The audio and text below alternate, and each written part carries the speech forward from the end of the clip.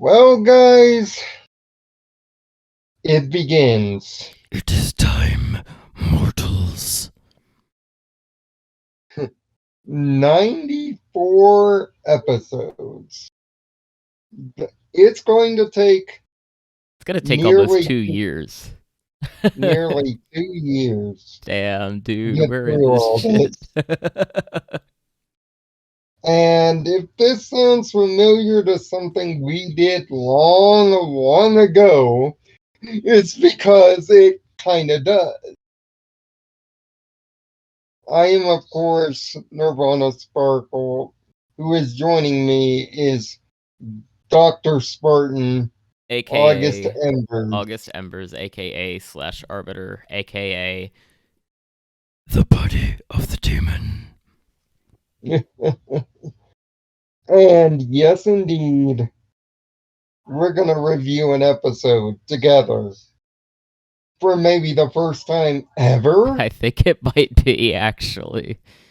The closest this has ever gotten was when I did that dub of the fucking one episode of MLP that never ended up coming out.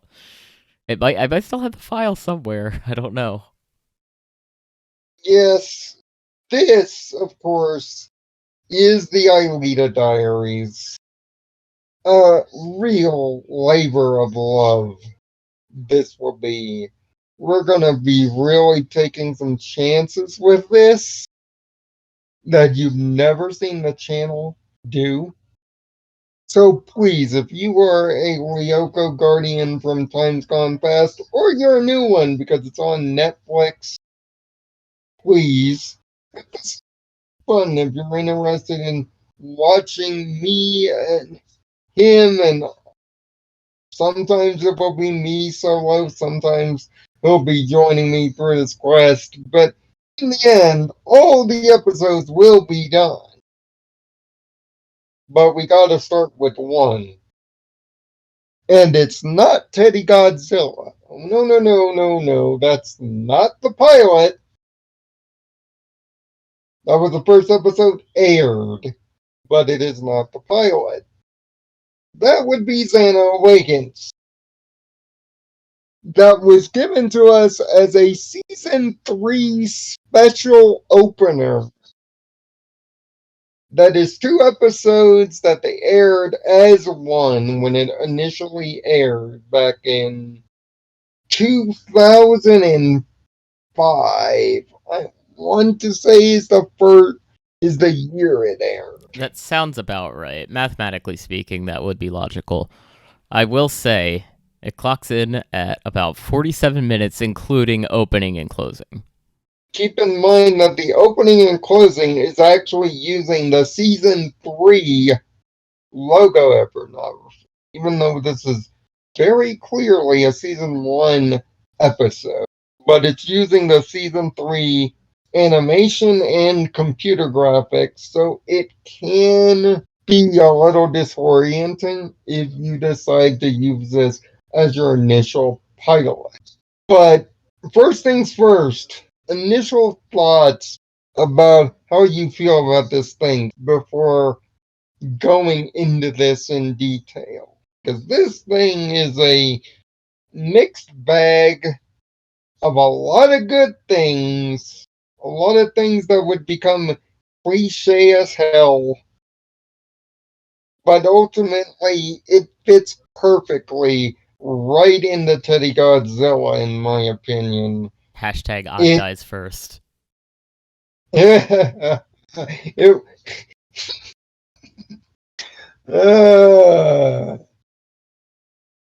and also we get a few key dates and we meet everybody and visit every sector in the case of this thing.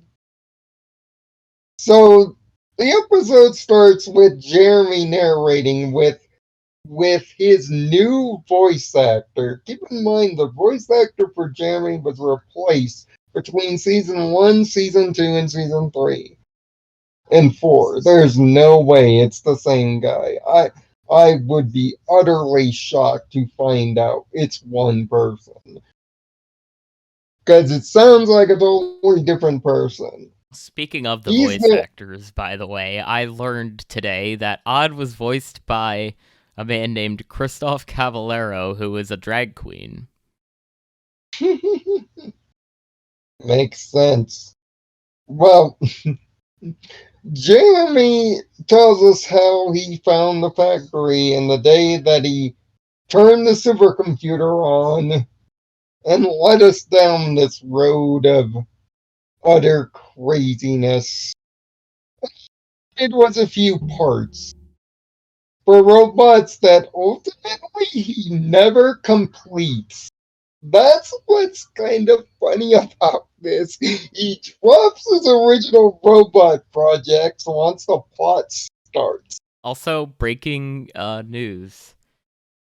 Jeremy is voiced by Sharon Mann, who also voices Aelita. Double duty.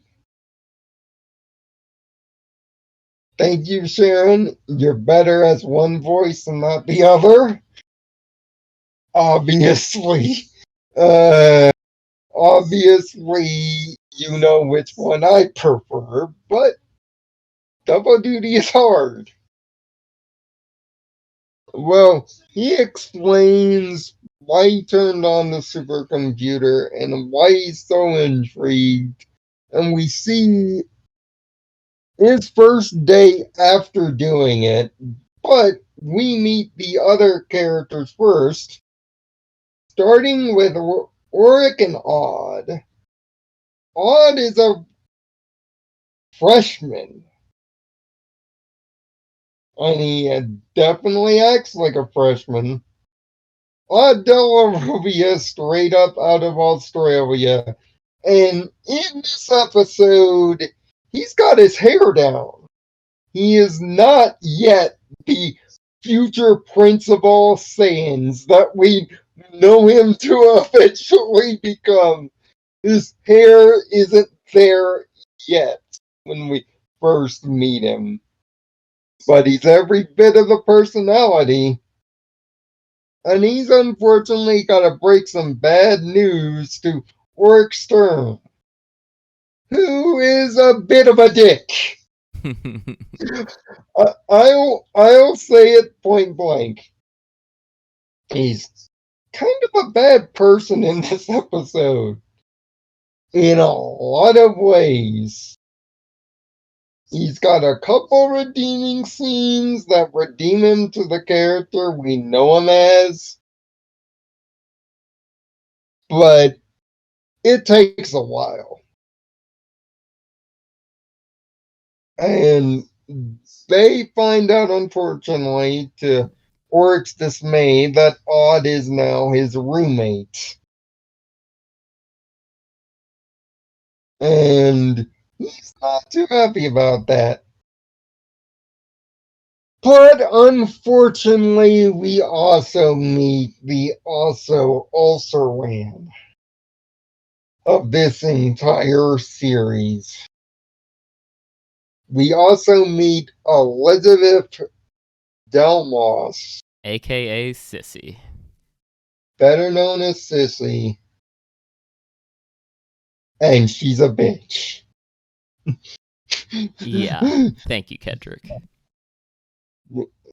She is just unstoppable. from beginning to end of this episode, she is unsufferable. Later episodes, she does some good things, but not all the time. She goes through several different voice actors, as already highlighted by a podcast without danger. Go to Twitter at KogliokaPod or find a podcast without danger on Spotify or however you do your audio doobly-doos. They're the main motivation as to why this review series even exists. They are the main motivators. Go follow them, go listen, They are a podcast out of Britain.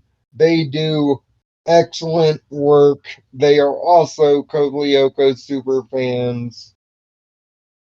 Gotta get that first thank you right out of the gate. Well, Elizabeth wants to date Auric. Auric is demagnetized to her like tomato juice is to a skunk. Oh.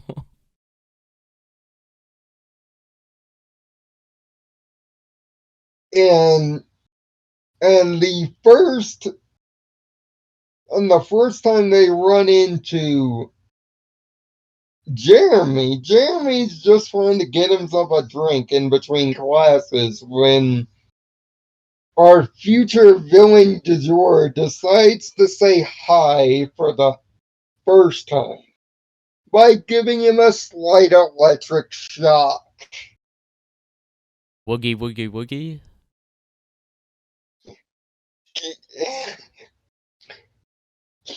Keep in mind,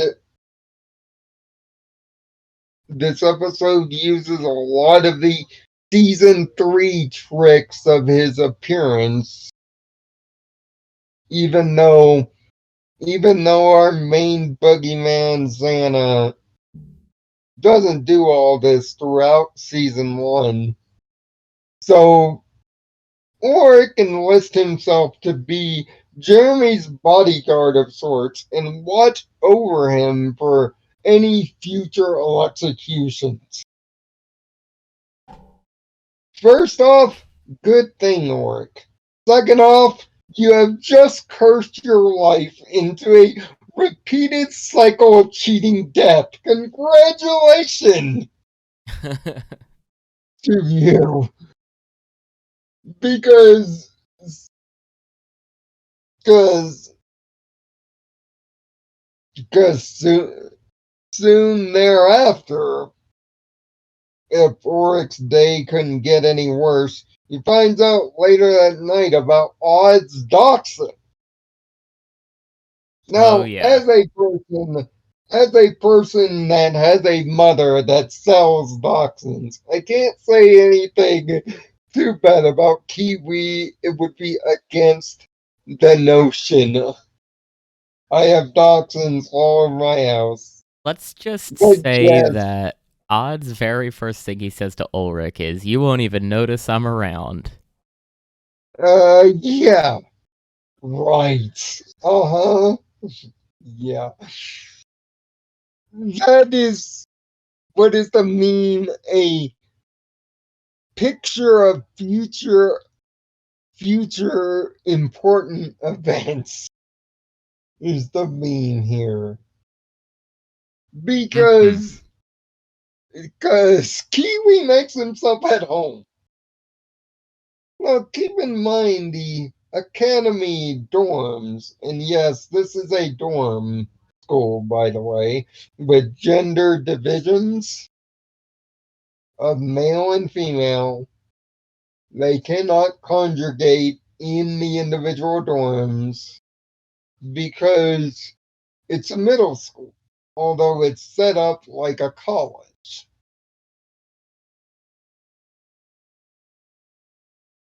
Now, it is a rule that dogs aren't allowed on the premises, but Odd found a way to sneak Kiwi in the school, and he decides to make himself at home, really make himself at home, tears the room up, and decides to take a dump too on On Oric's Ulrich's bed. bed. Now, of course, it's camera cut. You don't actually see it, but the music and Oric's reaction pretty much gives it away. That's what he did. Now, Oric is a person who holds a grudge, and we will see later in part 1 that he pulls a Walking Dead tall tale and remembers that for ill will. Meanwhile,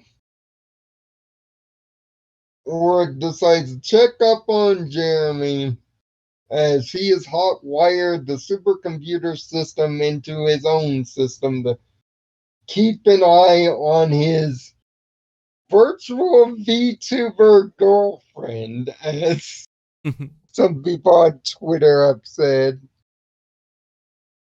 that he decides to name Maya because she doesn't know her actual name or where she came from or where she is. And neither does she, for that matter. All that she knows is she's in a tower. She doesn't know what's outside of it until she decides to go exploring. Once she finds out that she can just use her hand as the door and finds herself in the fourth sector proper. Unfortunately, she runs into our first monster type, the weak, oddly cute kangaroolots, who decide to say hello by trying to, well, shoot her dead. We also learn that when she's in a way tower, that's the white ones, by the way, her life points regenerate automatically on their own. By the way, throughout the 4 seasons, this is never explained why this occurs. There's the obvious theory that someone, we won't spoil who, put it into the virtual program where it does so to keep bad things from happening to her. But fast forward back to this second meeting, and we get the second XANA attack, which causes Jeremy's laptop to explode first, but then using one of his robots almost kills him then and there. This showcases XANA's power increasing bit by bit tenfold.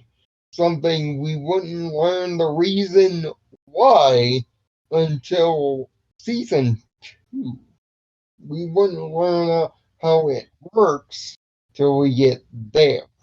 That will be an interesting episode to talk about, by the way, we get there.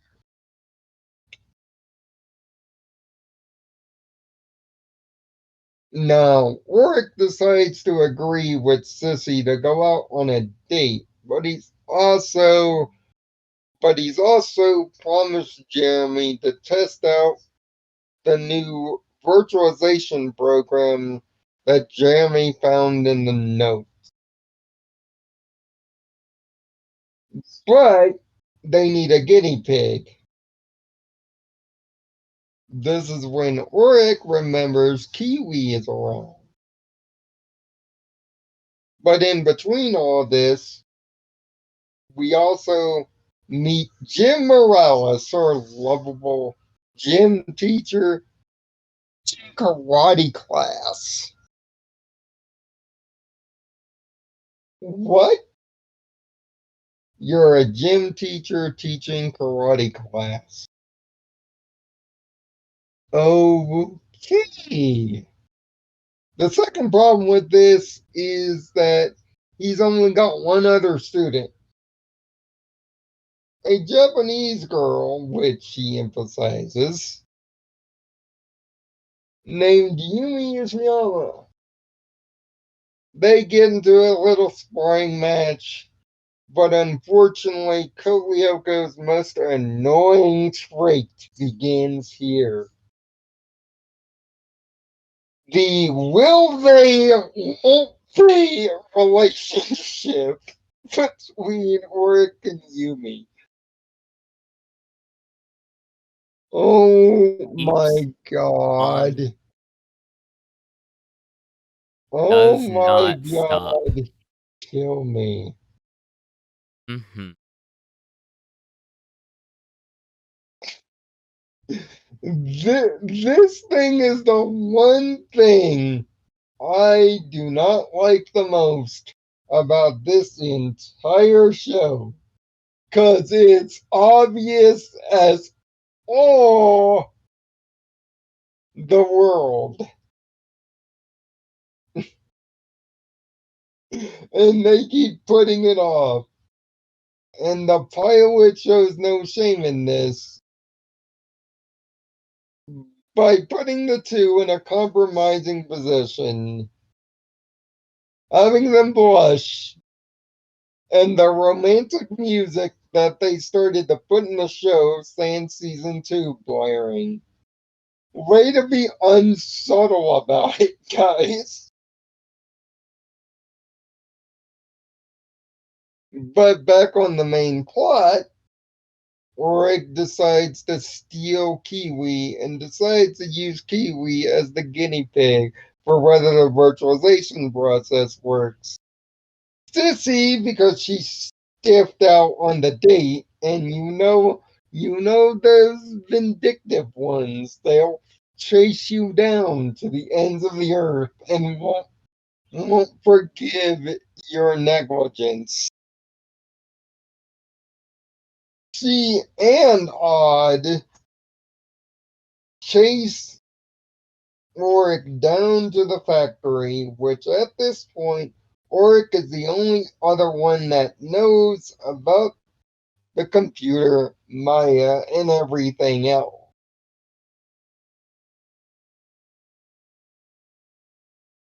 Oric, chasing after his dog, ends up being the first one scanned. Kiwi is spared. Although I would have loved to see what a virtual Kiwi would actually look like. Sadly, we were deprived of that. And we see the the principle of Saiyans being truly born here, and the cat form that would become synonymous with the character.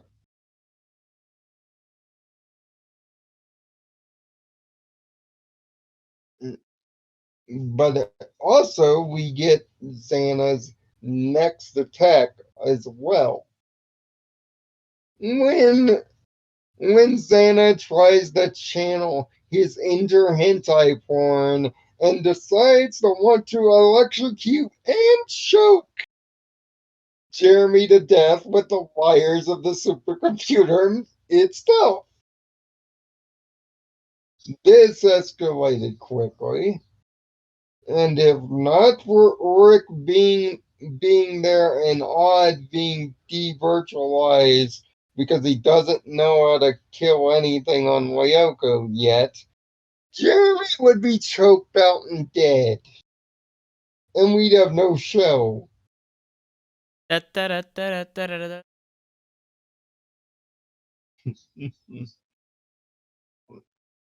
Now, it is implied soon thereafter that Sissy is part of the group, and she even volunteers to be virtualized the next day. Again, something sad that we don't get to see, sadly enough. And now Sissy's being attacked, as Xana attack number 4 has him pretty much a ball of electricity and almost shocks Sissy into a coma. Xana, you didn't try hard enough. I am disappointed in you. That's fucked up. But sure enough, but sure enough,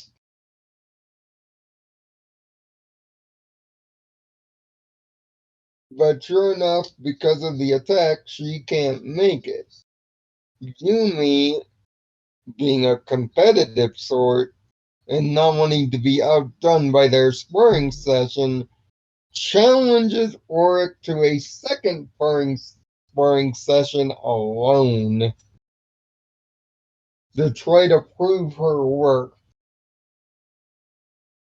It goes about as well as you would expect, as the friendship starts to bloom and the annoyance of the will they won't they truly gets underway. But leave it to XANA to take a loving romantic moment and use this as a chance to, well, kill Auric. Or at least to try.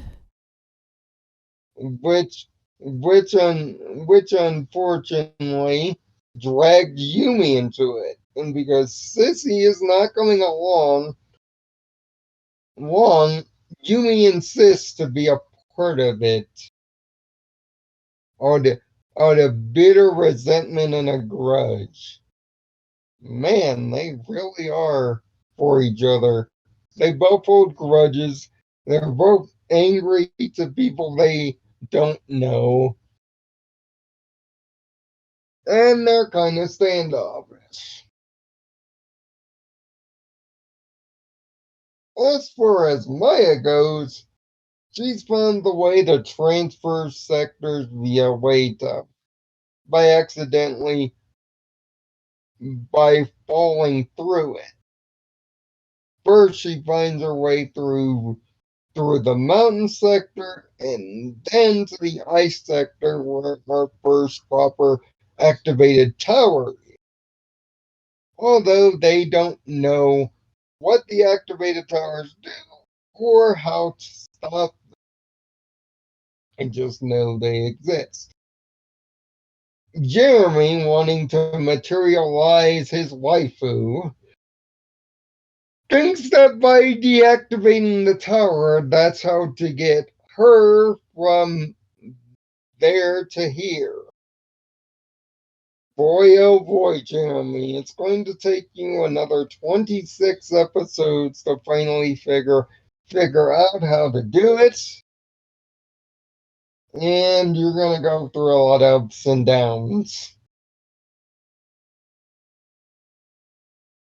Eventually, we do meet the blocks, adorable little scamps, and we eventually meet the crabs as well.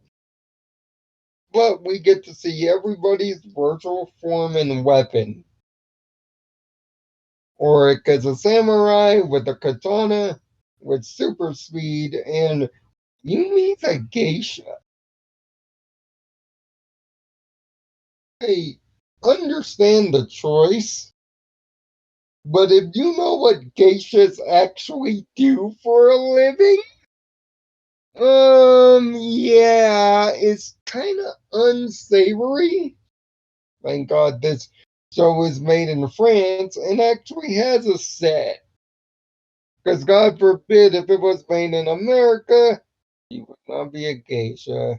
You'd probably be a cheerleader. Thank God. With a bladed fan as a weapon. We get the first Yoo-hoo, it's us moment that will make up this entire series, and we'll get back to the origins of that phrase sooner rather than later. Sissy rats out the group and rats out the location of the factory because of course she does. Her father, the principal, and Jim want to shut the whole thing down. XANA's not having that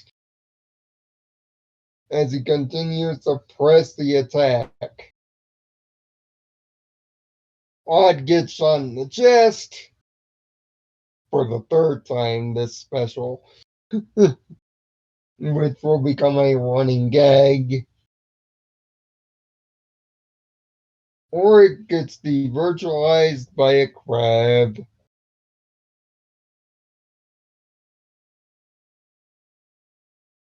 and Yumi also gets done in. The tower is deactivated, and we find out Maya's true name, the name source of this entire series, Aelita. There's a lot behind that name, and there's a whole story behind it. But we'll have to get through an entire 2 seasons before we get there. Main premise of the show is set up. Main arc of season 1 is set up. And it's set up right exactly into Teddy Godzilla almost perfectly. I mean, Jim even teases it, saying, yeah, there's a giant chemical teddy bear running around.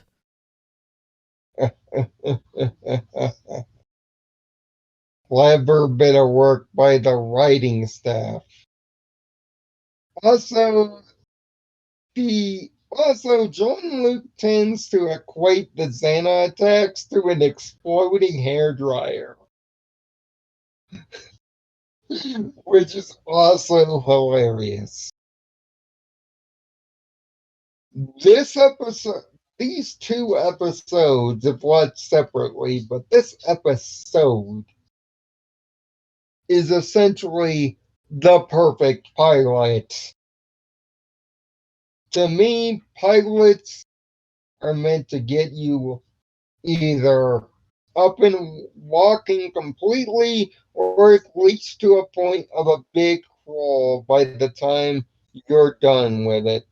By the 3rd episode, you should be walking and comfortable with the motif. But this pilot does all that work in 45 minutes, setting up every key character that would become part of our notion, including Herb and Nicholas, who just decided to follow Sissy around because they liked her cheerleading routine as she tried to join the cheerleading school. By the way, That's Sissy using the word clout in 2005. it. Word we out there way too much. Computer graphics are the season 3 computer graphics, so of course they're good. And it's almost a cheat that this episode came so late. And it even uses the season 2 onward closer as well. Again, I would have loved to have the old season 1 intro and the old season 1 closer accompany this special, not the season 3 stuff, so that it would fit more or less chronologically in place to show that, yes, indeed, this is the proper pilot. But that's my only real nitpick, other than the common cliches that we'll be running into later. But it does a lot of the things that would make the show what it is. It explains the basic rules. It introduces every basic concept, even the return to the past. Everything is explained here in this 45 minutes. It's a blitz, but it is done expertly well. And it really shows why the pilot came so late. Because what people don't understand, and we'll get to it when we get to it, but the entire series Bible was completely rewritten from season 1 to season 2. They completely rewrote the show and the concept behind it to make it more serial. And that is the greatest thing that this episode does. It takes all the work done by the rework of the Bible in season 2 and almost puts the icing on the cake to that rewrite by giving us the pilot proper and just making it fit. Obviously, we are going by a 1 to 6 scale. If you've watched our new 26 videos, 1 being really bad, 6 being the best, that's our usual rating scale for this. It's obviously based on my rewatch. It's our first 6. It's seemingly the perfect pilot.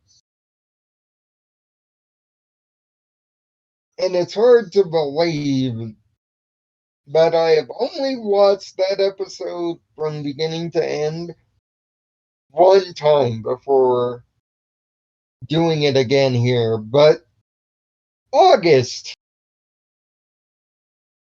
how do you feel about this?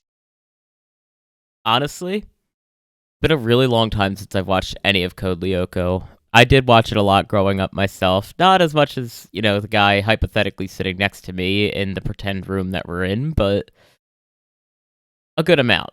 I was really into it when I was a kid. And to come back to it and it still hit the same spots in my brain that it hit when I was young, and to keep me hooked, not wanting to putz around on my phone or do something else and have it on in the background, I think I got to agree with the 6. I mean, it is an absolutely perfect introduction to this thing. And yes, I know it's the show with the giant foreheads. It's an animation stylistic choice meant to have the right colored characters not blend in with the highly detailed backgrounds. That's why they look like that. And it's the best form of expression, although they don't have a nose. And eyes are barely visible. But eyebrows are definitely the way they get overexpression here. I really hated Auric this episode. That's my only real plot or character gripe is Auric does not endear himself well in this first episode at all. And oddly enough, Jeremy was actually logical, wanting to shut down the computer multiple times, wanting to tell the authorities, wanting to do the right thing. It's not gonna stay that way, everyone. It's definitely not gonna stay that way. In fact, later on in this series, we're literally gonna have a song for that. That that's how creepy this gets. It's not gonna stay as logical or as logically framed at all. And of course, Jeremy is not the POV character, everyone. Aelita is. Aelita's the POV throughout this entire thing. You don't know what she doesn't know. You find out when she does. She is clearly the POV, and obviously the best character here. Without a doubt, even in the pilot, her great traits just shine through here. So, any final thoughts and anything that you're looking forward to going into this? I'm just looking forward to enjoying this show as a whole again. I mean, me as well. And especially talking about the episodes that make the most difference here. You will hear me refer to them as key episodes. Obviously, this is the first key episode in our timeline. When there is a key episode, well, we will let you know that it is an episode that unless you want to understand this thing, watch it.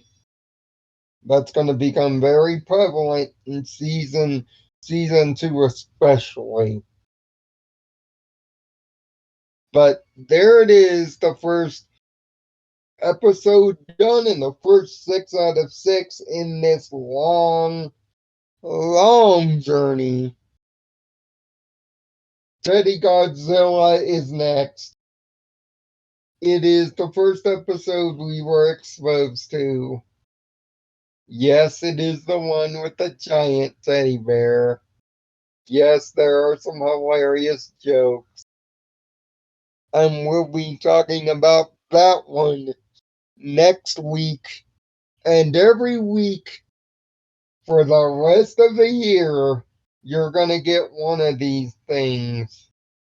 We will be at the end of season 2, come year's end or near it. By the time we get to the anniversary of this series, we will be looking at season 3. There may be breaks in between seasons. I haven't yet figured out whether there will be breaks, but each season will be labeled a different name going forward. In fact, this season 1,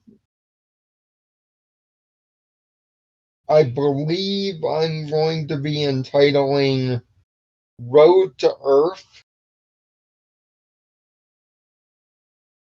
just so you guys can know what season is what, just like I did in the new 26. Each season will be named. But until next week, I am Nirvana Sparkle. They are August Embers / Dr. Smartin. We will see you, both of us will, or one of us will, next week when we talk Teddy Godzilla. I hope you all enjoy the ride with me, with us. It's going to be a long one. Thanks for watching. Peace.